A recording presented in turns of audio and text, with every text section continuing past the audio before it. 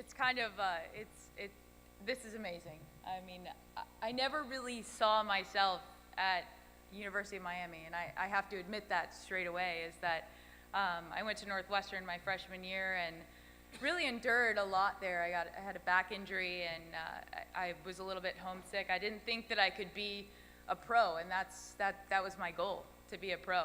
And with the back injury, then I decided I needed to get closer to home. And I remember being at NCAA's. I was actually in the individual tournament of NCAA's, which is the second week of the 2-week-long event. And I knocked on the door of Audra Cohen, who was a player at University of Miami at the time. I knocked on the door of her hotel room and I asked her, "Does Miami have any spots? I want to transfer to Miami."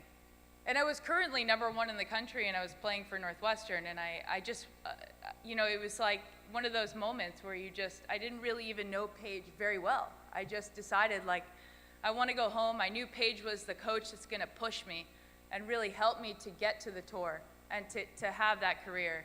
And so from there, it's kind of surreal. It's like it all just sort of happened as a flow, and it's so interesting how things happen, and you're just kind of in the right place at the right moment. And had I not knocked on her door, had the courage to do that at that moment, and just kind of stuck it out at Northwestern, I don't know that I would ever be as proud of the career that I had in college as I am here.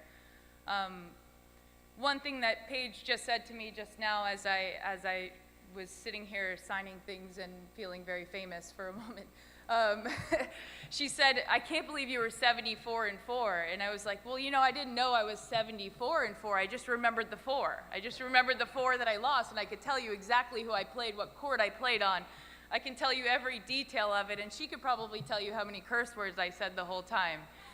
And so the one thing that really has been instilled into me since childhood, and something that I'm incredibly thankful to the people that helped get me here is just the idea of being resilient, the idea of getting through the tough moments, the idea of really putting in the effort to not just sit around and complain about those hard things. I had a major back surgery after my freshman year, and had I not transferred to Miami and kind of had that moment where you've got to just deal with it, and had an incredible training staff, but everybody just forced me to deal with it in a positive way and to make the most out of it. And I'm so thankful to my family that's here tonight, and my childhood coach, actually Bill Clark, who taught me to play with my strengths and not to worry about your weaknesses so much that they define you.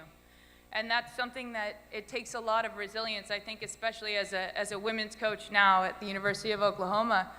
You know, it's so hard to teach young women these days to not just worry about their weaknesses over and over again. You know, I think we spend so much time breaking ourselves down that we forget how good we are at being good, at being strong, at being resilient. And so I'm so thankful to the resilient people in my life, the resilience of Paige to really be able to deal with me. I wasn't that easy.